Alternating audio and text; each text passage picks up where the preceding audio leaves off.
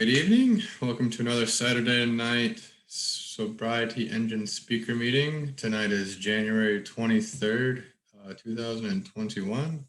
Our speaker tonight is Pauly, and this is a good one, guys. Pauly was one of the first people who welcomed me into the platform back in the month of August. I got into his Monday morning check-in meetings, and I really enjoyed a lot of the growth there, and started doing some step work with him as well. So he's a very valuable member of our community, needless to say, and his words of choice were unpredictably amazing. And I found a good quote for him. So, everyone has something to learn from one another. When different disciplines meet, it creates this amazing unpredictability. And when I get into Polly's meeting, it's just a beautiful cultural blend. He's a very open-minded teacher, and I just feel like that really wraps up him as a teacher. So with all that being said, let's hear your story, Polly. All right. All right. Well, thank you, Travis, and thank everybody, man, for showing up. I'm just honored that you guys would take some time out to be with me tonight. So good to see you. Some of the faces, Craig Desiree, from the beginning. I mean, just from the beginning, it just, and that's why it is amazing. It's amazing when we started or when we met this, because I guess it had already started. I didn't start this platform, but with when COVID started and the lockdown started, that's when I was able. I found this place. I was somehow, you know, pulled to this place, to this platform, and it's just, just been an amazing ride so far. And when Travis asked me that, I was like, wow. I was thinking about that. How could I? How could I describe my recovery in 2 words? Me, Pauly A, being a grateful recovering alcoholic and addict from Kenosha, Wisconsin, uh, with all usually having these long abbreviations on all the different things I am. How do I describe who I am or my journey, let's say, in 2 words? And it didn't take me long to meditate on it, and I realized that it's been a completely unpredictable but amazing ride.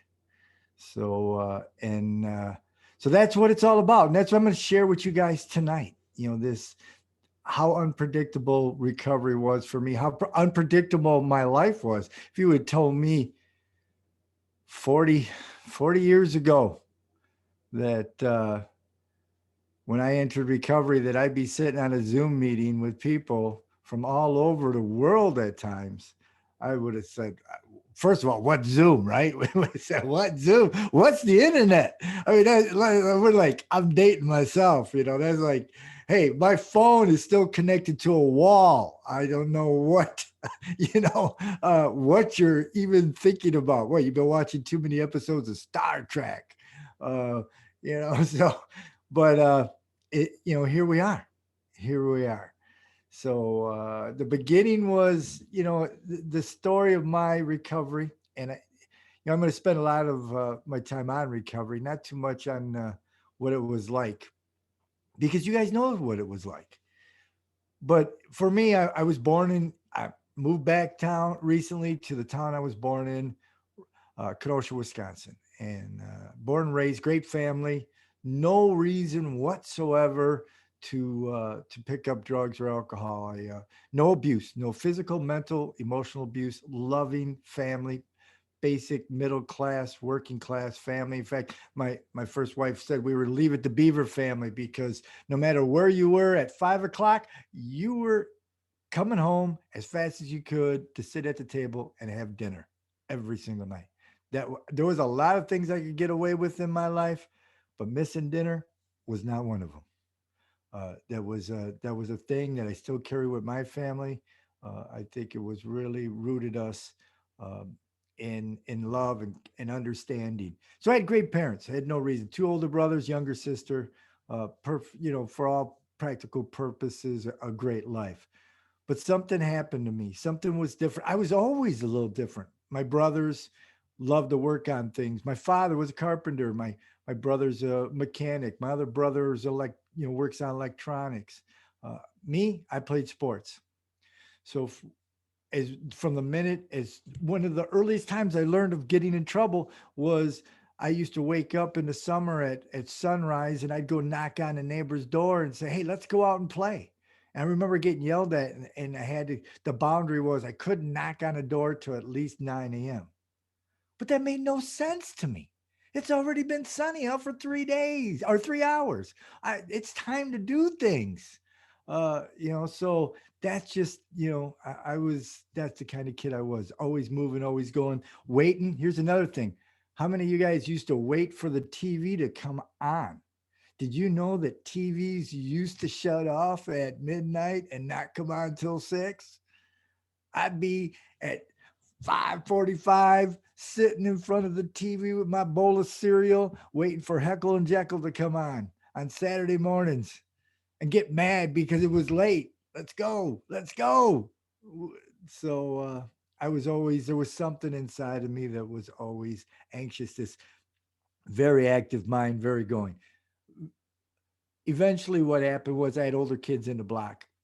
My life, one of the things that my father kept asking me, "What do you want to do with your life? What do you want to be? Where do you want to go?" He was trying to get me motivated, and I absolutely had no idea what I wanted to do, what was going on. In fact, looking back now, I realize most of my teens, most of my early years was just completely reactionary. I was driven by forces in the sense of my addiction, my alcoholism that I didn't even understand. So when I met with these older kids on the block and they said, "Hey, do you want to do some pot?" I'm like, "Sure. I don't care. Because I want to fit in. I need to fit in. I need to be in with this crowd. I need something to do. It sounds good." I had no idea what marijuana was. Well, then I didn't really like it, but I kept doing it. But then I don't know, in a short period of time, there was we went out drinking, and I guess I blacked out. And the only reason I know that I blacked out was a week later, everybody was telling me what I did, and I couldn't remember a thing about it. They told me how I was acting like a fool. They were dragging me around and doing all kinds of things. And I just laughed it off. I was just part of the gang. That's what I do. I'm Mr. Joker, right? But inside, I was like, what the heck just happened? I don't remember one thing about it. So that sort of, I didn't understand, drugs or alcohol. Uh, I just blew it off. I reaction, like I said, and before I knew what was going on, really within a short period of time, I was 13. By 14, I was using every single day. It just consumed me. It just took over me. Everything I thought, everything I did revolved around doing drugs and alcohol. And my parents didn't understand because they thought before that I used to play sports. I went from basketball to baseball to pickup games to football, back to basketball. I was out playing a sport every single day. So my parents just thought I was still at practice. They thought I was still doing those things. They had no clue that I was running around with this other crowd getting in trouble. And so it didn't take long, and the grades went down from A, B to C, D, and I was failing. And they couldn't figure out what was going on. And eventually, what happened was that my older brother turned me in, and my father called the police on me, and because he didn't know what to do. So that now they knew I was doing drugs, and the whole rules came down. And I remember my father was very good at setting boundaries. He said, "Hey, I work too hard for my money. So here's the rules. You're 15. We eat at 5 o'clock. Your mom will provide you your clothes. Uh, when you're 18, you will either get a job, pay me rent, go to college, live here for free, or get the hell out of my house." And that's it. He was very distinct on the rules. But before that, he said, "By the way, I love you very much." And he started to teach me what boundaries were. And he started to teach me how to detach. My parents were really good because they always told me, they always qualified their discipline. We love you, but this behavior is unacceptable. Those kind of things. So eventually, that didn't stop me. I got in more trouble, got kicked out of school. I stole the car. I went out joyriding one night when I was drinking, and I'm going down the road, and I don't remember much of anything. All I remember is that the road stopped and went to a T, left or right. I went straight right into a fence. I woke up an hour or two later, and I was in the back seat of another car, sleeping. Popped up. Okay, what's just happened? What's going on? Get out of the car. I know something bad happened, but I don't know what. So I'm going to start hustling home. So I'm walking home, not thinking anything of it. And a police officer pulls up alongside me. He says, son, what are you doing? And I'm like, I'm just walking home, sir. Just walking home. And he goes, hey, you got some blood on your hand. I don't know what you did. Do you mind if I take a look at that? And I said, well, no, certainly, officer. I have no problem with that. And he takes my left hand and then he slowly puts it behind me. And he takes my right hand and he puts it behind me and click, click, go to handcuffs. He goes, you're coming with me. We know what you've been doing. And I found myself in jail but I had those loving parents, right? I had those loving parents. They knew something was wrong. That was not me. So what they did was they talked to the DA and they talked to a different bunch of people, and they said this kid needs help. He's 16 or 17 at this age. He needs help. He doesn't need to go to jail. So the judge gave me either 1 year at Lincoln Boys School, uh, or 3 months at Winnebago Mental Health Institute. Okay. 3 is less than 12. I know that much. I'll take it. So I found myself the next morning sitting on my bed looking at these clothes, and they had this number printed in them, 721, 73321. And I realized I was now incarcerated in a mental health institute. And I didn't know why. And then they started to talk to me about that I was chemically dependent and that I was a drug addict and I was an alcoholic and all these different things. And I didn't know what was going on. All I knew is that when we were in the main population eating with the other individuals, I knew I didn't fit in. I mean, that wasn't me. There were people I watching people do the Thorazine shuffle, all that different stuff, and and watching people take meds and all kinds of stuff. And it was like really, really traumatic. But after a couple of days, all of a sudden I come back to my room and he said, hey, grab your clothes. Uh, we're going to put on a jacket. We're going to town. We're going to town? Yeah, we're going to town. All right. So we went into Oshkosh, Wisconsin, and went to an AA meeting.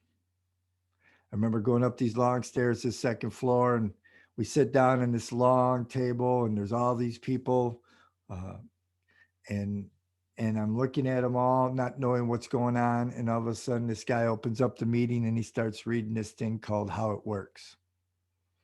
And I thought that's very interesting because I had no clue how it worked, none. I had no clue how I got there. I had reacted my whole life, but those 3 words, "how it works," caught my attention because I did not like where I was. And then these people started to talk after he was done reading. These people that lived 200 miles from me were telling my story. I'm like, who are these people? So when it got to me, I said, hey, my name's Pauly and I must be an alcoholic. Otherwise, I wouldn't be sitting here. I have no clue what's going on, but I know something's wrong. And thank God for the first time, I don't think I'm crazy. And I'm not possessed like my aunt and uncle told me. And I'm not going to hell and all those things. Maybe there's still hope for me. And I walked out of that room with some hope and a little bit of faith that this how it works was going to make it. And eventually I dug myself into this treatment center because that's what it turned out to be. It turned out to be a treatment center on the grounds. And I just went all full bore in. When I walked out of there after 90 days, man, I saw the skull and crossbones. I, you could, there was no way I was going to ever touch alcohol or drugs again. No way. In fact, what happened shortly after getting back into town, my father and I went to church. He said, "Son, do you want to take communion with me?" And I said, "Sure, Dad, I'd love to take communion with you, man. I'd love, our relationship is getting back together. I would love to take communion." And we're sitting there, we're kneeling, and we're getting ready to take communion. And I see the wine coming, and I see the skull and crossbones. I can't take it anymore. I jump up and I run out of the church in front of everybody. My dad chasing me crying. He said, son, what's the matter? What's going on? I said, "I can't drink that, Dad. I can't drink it. It's poison. I can't drink it." And he said, "I get it. Don't go anywhere. Don't, just please stay right here." And he went and talked to the minister, and he had me, and we had afterwards, we had a private ceremony, and he pulled out grape juice. And he told me, he said, "You don't realize, kid, now after I pray over it, it's the blood of Christ." I said, "That's good for you. It ain't working for me. Sorry, with all respect, I'll take the grape juice." And, so I was all in, start going to the Kenosha Alano Club, going to meetings, doing everything I could. Actually was asked to speak at a classroom when I went back to my health class in high school, tell them what I knew about drugs and alcohol and all this stuff. But then I met a girl. It's always somebody. It's always there's always a girl in a story. You ever notice that? There's always a guy or there's always a girl. So I met this girl, and she was really pretty, and we thought everything was going really good. And she said, "I don't use drugs or alcohol. I'm very, blah blah blah." And I'm like, "Great." So we started going out, and we had a relationship, and we got really involved. And then I realized that she did do drugs and alcohol. And then I got off paper. And I had this choice. If I wanted this relationship to continue, I would have to start using drugs and alcohol, or the relationship was going to be over. And like I said, I was just this reactionary kid. I didn't know what was going on. I didn't have faith in myself. I didn't believe in myself. I didn't know how to stand up for myself. I was just a follower. I was driven by my emotions and my hormones, So here I was. I was like, so I started drinking and I started smoking. And once again, it didn't take long. It didn't take long. It started consuming me. And before I knew it, I was using every single day. It was right back where I had started. And then we got in, then it was funny, of course, relationships. Then I started drinking and the relationship goes downhill, right? Imagine that. I drink to save the relationship, then it goes downhill. So I found myself, I found myself, we broke up. And then I found myself, here's how crazy my life was. Then I dropped out of school again. So I'm a high school dropout, but I want to get in, I want to help people, right? So I volunteer at the local hospital. So in the mornings, I'm waking up, I'm walking to the hospital. I volunteer till 2 in the afternoon. And then I get my little free bus pass for being a volunteer. I eat my free lunch for being a volunteer. And then I go to my buddy's place because in Wisconsin, it's 18 and you can drink. And we got a deal. I open up the bar, I mop the floors, I clean the toilets, I do all that. And then I can sit there and drink at night. What a deal, right? What a deal. So that became my life. Drinking every night, staggering home, didn't even have a driver's license, and ending up, getting up in the morning, going to work at a hospital. Like I worked there, but I'm just a volunteer. Candy striper, they called us. Well, that didn't last long either. After a couple of months, I mean, it was starting to get get to the holidays and I had no real money and I wanted to buy gifts. So somebody came into the bar, blah, blah, blah. I got a deal. We can make some money if we take this and do that. And we got caught. We got caught. And I remember my father, I ran, I got away, but they knew who we were. And my father tracked me down. And like I said, my father was very direct, very great. Loved that man. And he came up to me and he said, this is the way it goes. If you didn't do it, I'll spend every dime I got to get you off. If you did it, you're on your own. I did it, Dad. He never said a word. He turned around, walked away. He said, your choices, later he said, your choices were your choices. He didn't totally abandon me. He just didn't financially support me. He did eventually, I went through court and all that stuff. And it looked like I was going to get probation. Sentencing day comes. I'm going to get probation. And what happens is the judges read me the riot act, going through everything that I had done, that I need to get a job, get back in school and do all this stuff. And all of a sudden there's the door in the back of the classroom or back of the courtroom opens up. Everybody gets quiet. Judge stops. And in walk the people that I had stolen from. And they were minors and they were children. I had burglarized with another man the school safe. We were trying to get money. I believed that I was stealing from the government, but I wasn't. I was stealing from kids.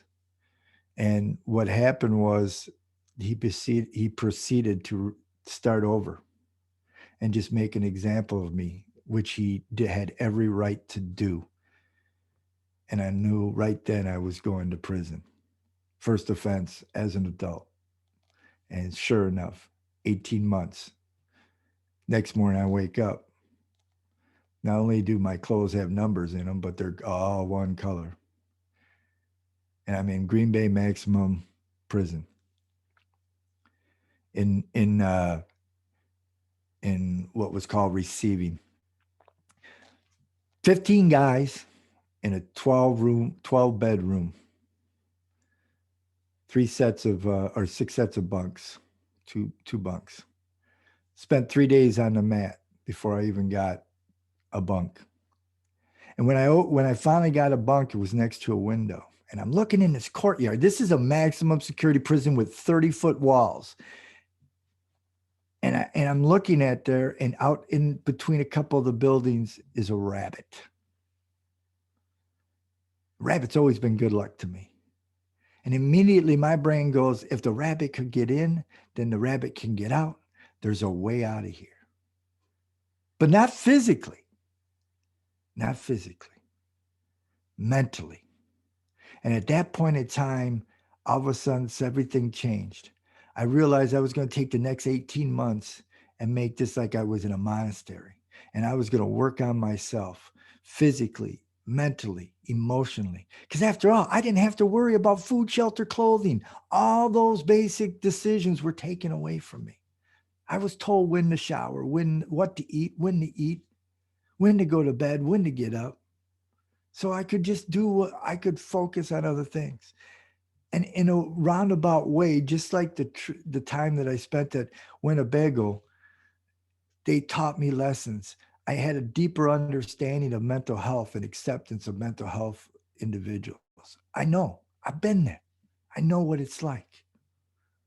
I understand how many of these individuals within a maximum security prison are there because of alcohol and drug related crimes, whether it was they were committed to crime while intoxicated, whether committing a crime like me to advance their disease and get money for their disease or keep, surviving.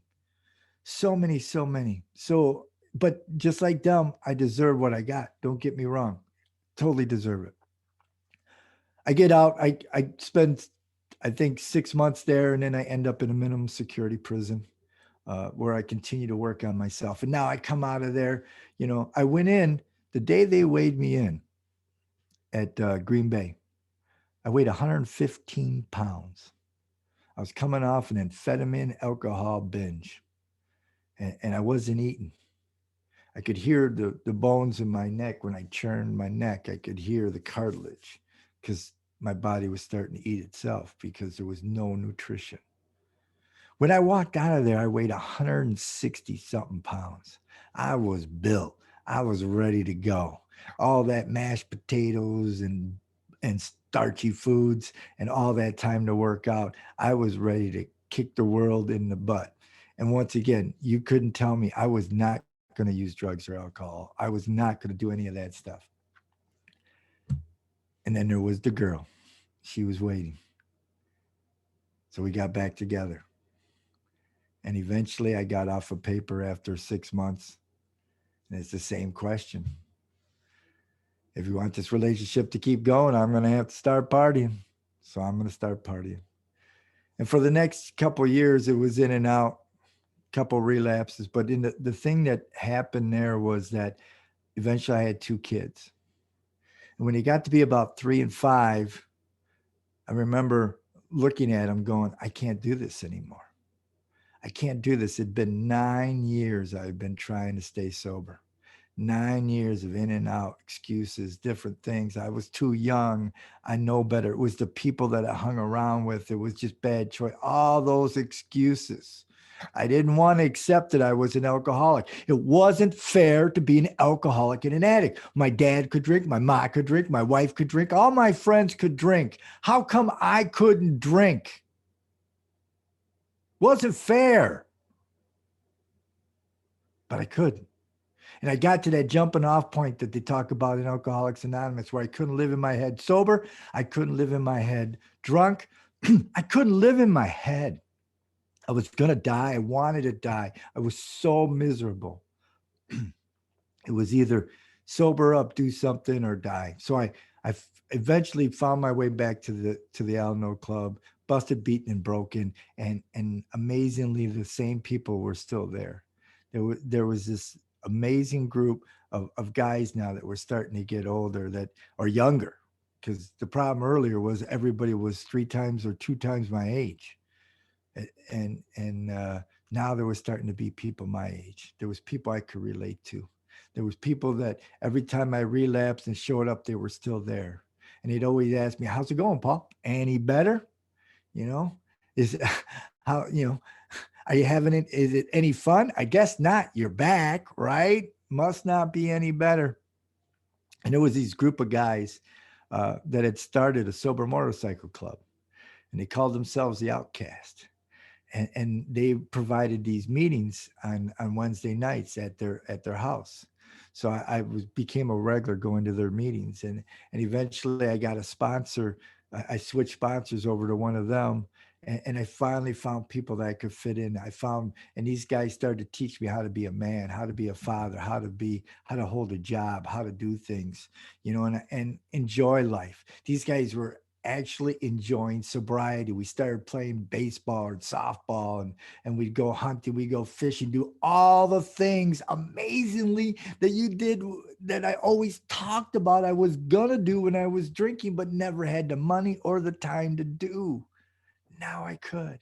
And I started raising my family and all these things. These people started going. I started going places, and all these great things started happening.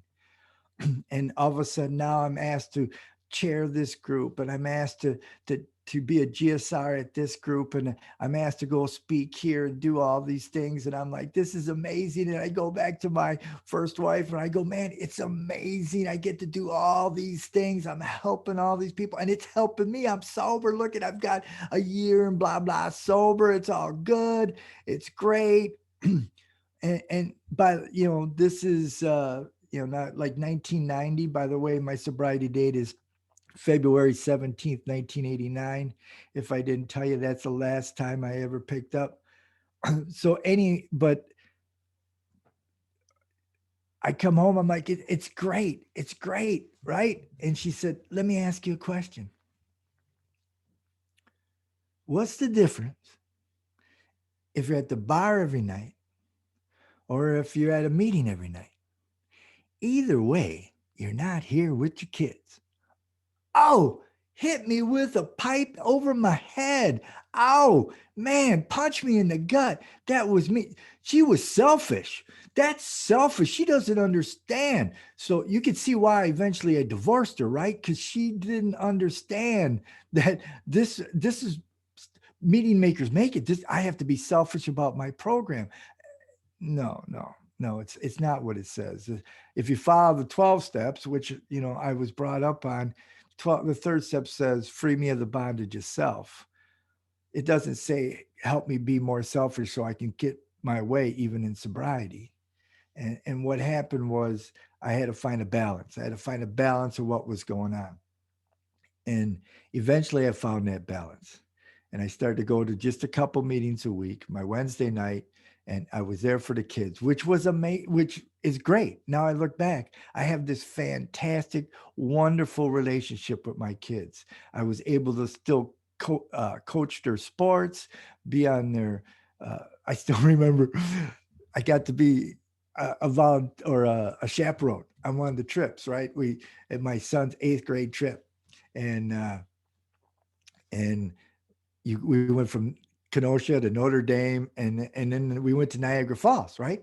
Which is cool. I can do all that stuff, no problem. And then the next thing I know, well, we're going to go to the Canadian side of Niagara Falls. I'm like, but I'm a convicted felon. I'm not supposed to. I'm like, oh my God, what are they gonna do? So, so I don't know if you've ever done that. You go on the bus, when you get on the other side, they go through a formality. Does anybody got anything to declare? I'm like, oh, I put my fingers, don't rant yourself out, Pauly. You know, uh, so rigorous honesty, not reckless honesty. Okay, so that was a little nervous moment, but I got to do those things. I got to be there with my kids, and we had a wonderful relationship. 12 years sober. So 12 years sober, everything's cruising. I'm living this what I think is a dream. There's been some struggles financially, this and that. Had my own business, a lot of different things have happened, but I'm sober, man. I'm sober. I'm fairly happy. Kids are getting bigger. They're now 14, 17, something like that. Where it's all good, right? I walk into the kitchen of my house, and the wife at that time says, I don't love you anymore. I'd rather be at the bar with my friends. I want a divorce. Boom. Okay. How did this happen? And the next thing I know, I'm living in the basement of the house I grew up in. And I don't even have my dog that she gave me for my birthday. I got nothing. I remember that first night, my dad had opened up my old bedroom and he just put a cot. It was filled with boxes. It was now a storage room. He just put a cot there. And I remember looking at that cot and saying, Paulie, just go to sleep. It's got to be better tomorrow because it can't get no effing worse tonight. And I cried myself to sleep at 38 years old and 12 years sober, wondering how the hell I got there. And I did some serious inventory work. I did some, because I lived in this thing called denial, and I reached out for help. And I was emotionally drunk for a year. People would come and they wouldn't let me leave the meetings. They would take me out to dinner and coffee because they were afraid of what I was going to do. Some it was there was I was crazy in the sense emotionally drunk, and eventually I got out of it with a lot of help. I had to reach out. I had some professional help. I switched over and went to also start going to Alano, and I learned to detach with love. I learned to look at and realize that she was sick just like me. The difference was she was a binge drinker. She could stop drinking whenever it got a little crazy in her life. She would stop for days, weeks, months. She wouldn't drink at all.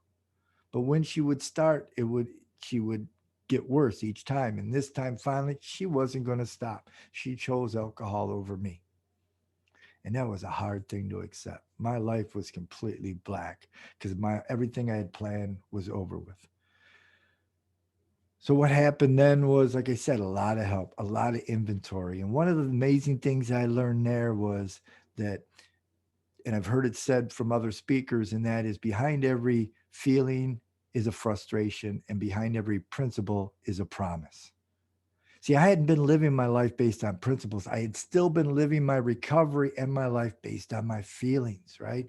If something, if I felt so much fear and so much, I would live in denial. I would, ignore it. I would not touch it, or I was still living this life of a reactionary life. As I took those inventories, there was all kinds of warning signs that all kinds of bad things were happening in this relationship. They were there from the beginning, but I lived in denial. I found all kinds of stuff, and it was like, oh my God, how could I have been such a fool? And it was because I understood through the help of Al-Anon and different things is that sometimes denial is a safety blanket, right? I had these two beautiful kids. The thing that meant most to me was being a father. I didn't want to give that up. Now the price of that was that, I ended up where I did in the misery because I didn't confront these things earlier. But that I understand that now through the inventories.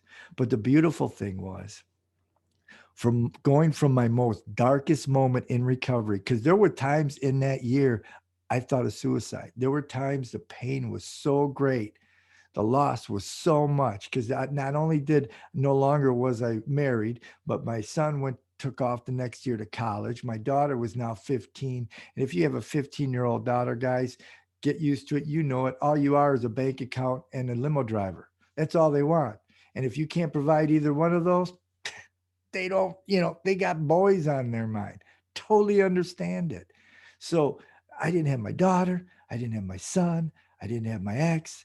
I didn't even have my dog for a while.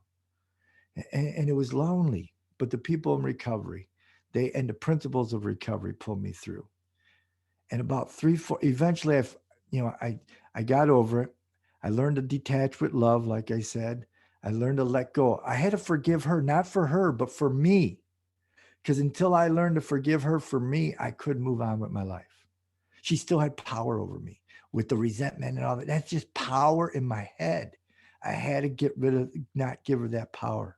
So I had to forgive her. I had to move on.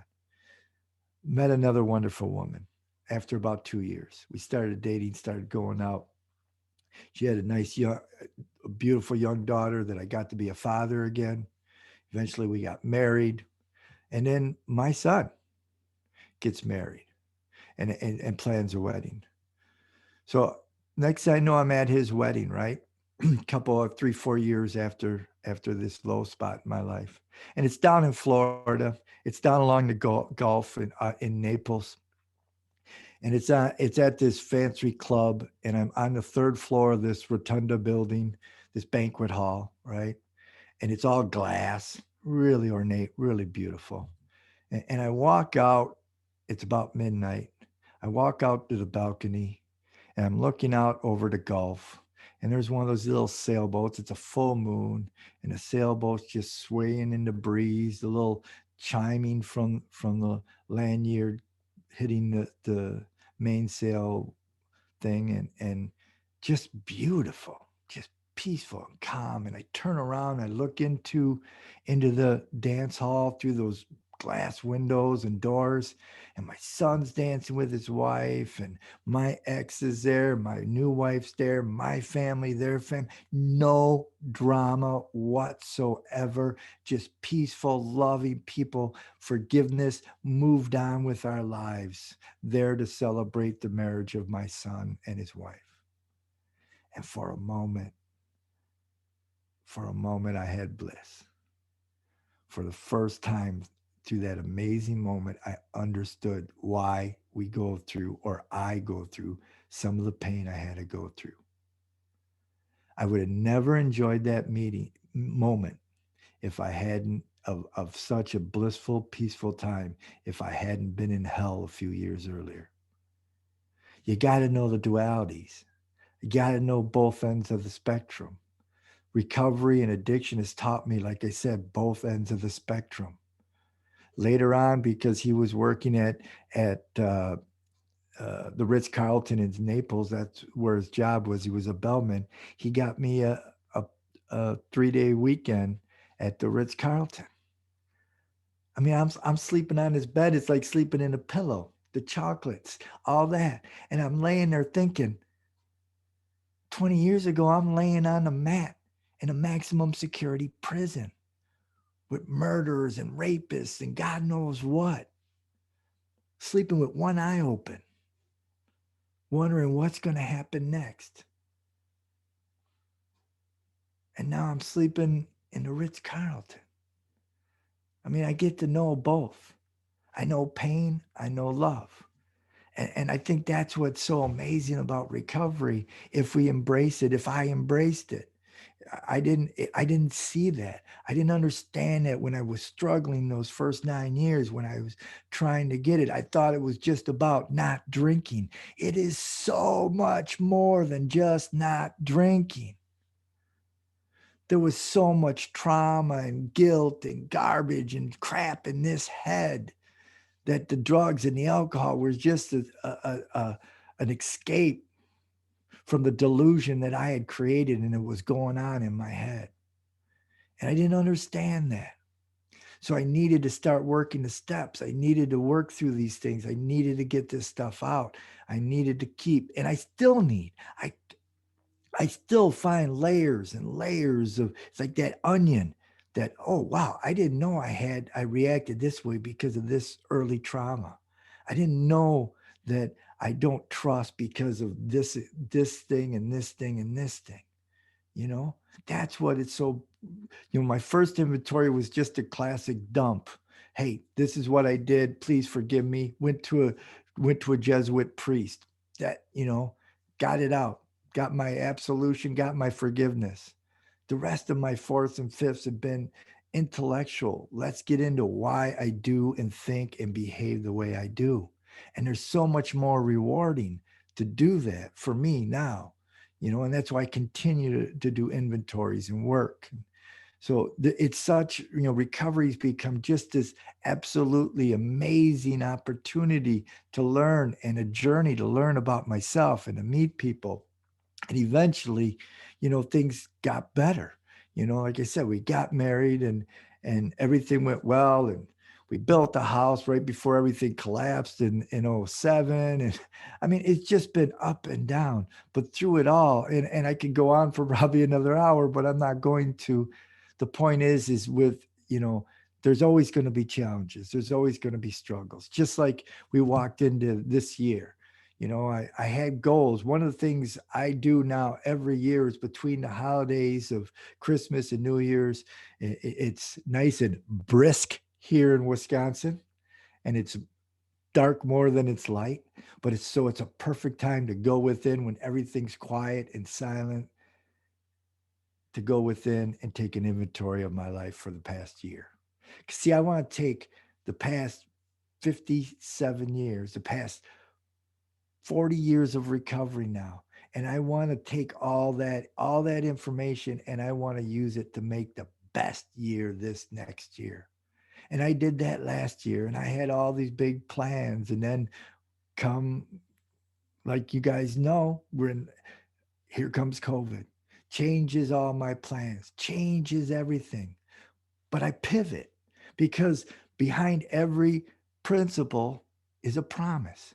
And the promise of living an honest, open-minded, willing life in recovery means if you seek, you shall find. So I started seeking resources. What other resources are out there? There's got to be something. And just amazingly, I happen to have the right equipment because I like to dabble in photography and dabble in all these other things. And so I had this nice laptop, had the microphone. I mean, it's like boom! It was tailor made to go to Zoom. It's like boom! It's just amazing. I just slid right in, like a baseball player stealing second. Boom! Here I'm in. I'm in the Zoom. And then before Tori even knew it, she let me in on Monday mornings. She had to be crazy. Who's this guy who wants to chair these meetings 3 times a week? Says he's a peer specialist from the state of Wisconsin. She never asked me if I even see my certificate. How does she even know? I'm just, don't, but here, but I understood it was an opportunity. And you guys have been amazing, just supporting me through this. You think I've been supporting you guys through this past year? You guys have been supporting me because you give me purpose. First and foremost, I realize today in life, in my recovery, in my life, I have to have purpose. That's one of the reasons my divorce was so dark. I had lost my purpose. It took me a long time to find one. And once I found it, I was okay. So, I know how important purpose is. So you guys in this platform gives me purpose, regardless of what else was going on. And you give me structure. I know that I have to be here Monday, Wednesday, Fridays, not just once a week, not this alcoholic. No, I need three, you know, and because I know if I go too many days, man, off on my own, who knows what's going to happen. And I don't want to find out. So by suiting up, showing up, doing my part to support you, I become the winner. And that's what's so great about service. It's the same thing with forgiveness. It's all those things. We do that. We think for the other person. We do that, because it seems like, quote, the right thing to do, or however you want to look at it. But the point is, we or I reap the rewards of that more than anybody. So this is just, this amazing trip of recovery now on Zoom. There was another time before when I was traveling around the country delivering motorcycles for 4 years. And I used to stop in and to different recovery clubs and see people and recovery around the world now and around the country. It's just so beautiful to meet so many people because I know it's so easy for me to look at the world through what I see on the news and what I see, promoted and the doom, the gloom, and all that. But if I step back and detach from that and realize that may be real, but it's only a small percentage. It's not as big as what they want me to believe it is. It's just my opinion. There's a lot of good people in this world. There's a lot of really, really beautiful people. And when I seek them, I find them, just like I found you guys. It's like I found Sobriety Engine. You know, that's you seek and you shall find. When you center your life and you have a purpose and you set a goal, you for some reason my brain then focuses on that. So I seek out the good in people and I find it. And there's a lot of good in people and there's a lot of resources today. We still live in, for me, I believe we live in the best time ever to have lived in on this planet. There are more resources and opportunities for each and every one of us. So today I'm going to tell you a little secret that my alcoholism, my addiction hasn't disappeared. I just jumped. I just traded one addiction for another. I gave up addicted to my addiction to alcohol and drugs and became addicted to life. I became addicted to recovery. I became addicted to being and helping and serving people in recovery. And it's been the most rewarding, amazing, unpredictable experience that I have ever had in my life. And I wake up every morning wondering what's going to happen next with complete anticipation. And I thank you so much for listening to me tonight and sticking with me. Love you guys.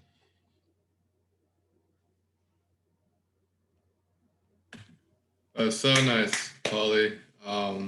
Thank you for donating your time with us, sitting down and sharing your story. And you said so many great things that I can relate to. I'm sure we can share plenty of prison stories, and I've got a good story about Canada for you. But no, there was always a lot of great things said, and yeah. Does anybody have any words that they'd like to share with Polly tonight? Craig?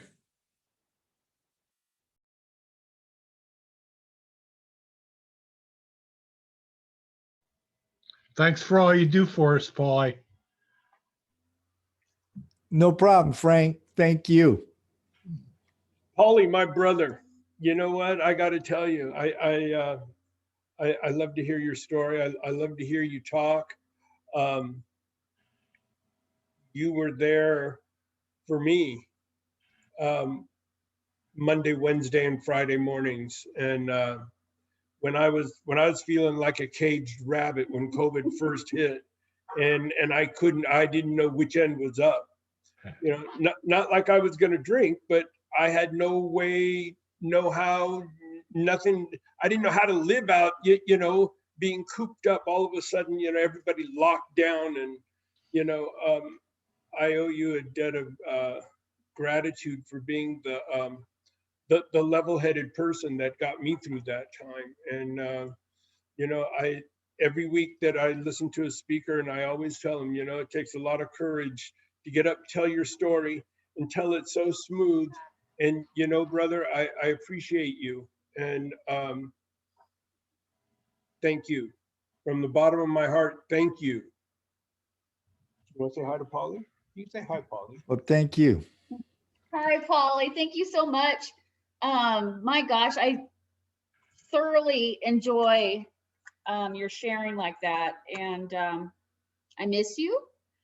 And it's so good to see you. I'm so glad that you are the speaker tonight. We had no idea who was going to be, but we just wanted a meeting, and here you are. So thanks again, and loved your story. Thank you.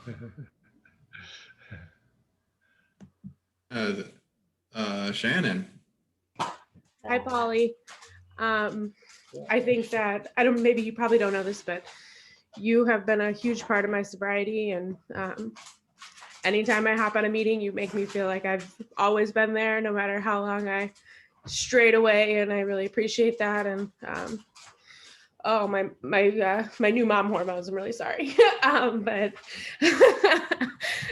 Monday, Wednesday, Fridays with you, like anytime I share and I feel stupid or I feel like I should have kept it to myself, 99% of the time you're telling me you're proud of me or telling me something really great about myself that I would never hear. So, and I loved listening to your story. It makes me know that I can stay sober, and I really appreciate you every day of the week, not just Monday, Wednesday, and Fridays, but so thank you.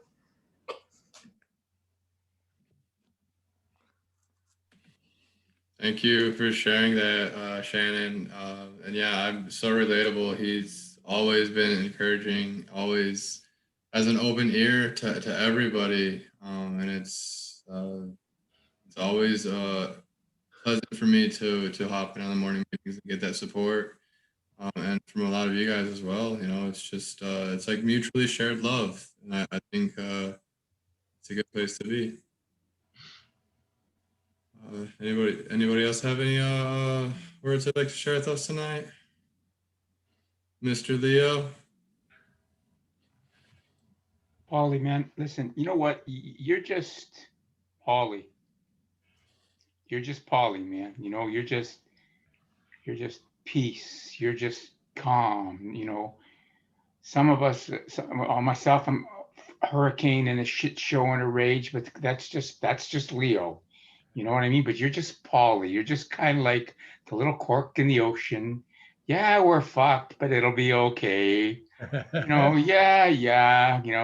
I was thinking about maybe smash some crystal about 20 minutes ago, but it's gonna be all right, man. Just go to a meeting, Come on out. Thanks for your share. I want to ask you, I know what Sobriety Engine means to me. What does Sobriety Engine mean to you?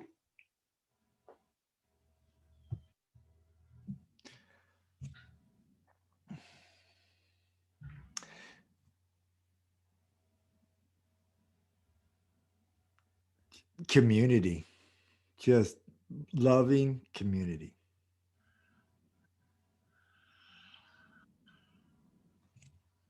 That's it. Yeah, I second that. I was looking for a community, and I found a community. Hands down. Anything and everything I had ever wanted and asked for has been found here, and it's a beautiful thing. Like I don't know if I could honestly summarize it better, Pauly. Who else? Anybody else have any thoughts you'd like to share with us tonight?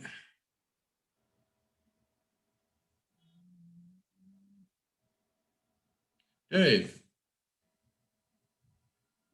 Hi, Pauly. I'd also like to just say thank you very much for, like Craig was saying, having the courage to come up and do that. Since I've met you, you've been a truly inspirational mentor to me. Words can't express how grateful I am every time I hear you talk. You give me totally a different perspective. I've got a little bit of clean time myself. But I think for the longest time, I've had a hard time figuring out how to live and not just exist. And you give me that that feeling of hope and that feeling of guidance. And like I say, I think that you're just an exceptionally wonderful human being. And I really appreciate all that you are. Thank you. Well, thanks, Dave. Thanks, all you guys. I really appreciate it.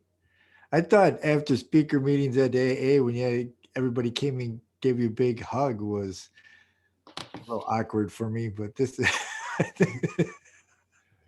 this is just, but in a loving awkwardness. Don't get me wrong. Thank you very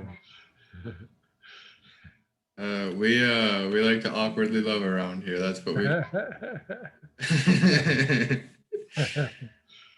All right. Anybody else? Well, Anything else they'd like to share with us? Well, I just want to give everybody hope, and my dream, and I believe it's going to happen, is that someday, some way, somewhere, somehow, we're all going to meet in person, and we'll be able to give those awkward hugs to each other, right? I don't know how, but I'm sticking around till it happens. I ain't going nowhere till it happens. Yeah, I would love to have a big reunion with all of us. Go somewhere nice and have a nice several nice meetings and events, and of course we're gonna have delicious food and plenty of laughs and lots of love. That's what would be nice. Craig, do you want to take us out of here? Absolutely, I'd be honored. And let's have a moment of silence for the still sick and suffering, and throw an extra one out there for Gary and Linda. And we'll end it with the serenity prayer if everybody unmutes themselves.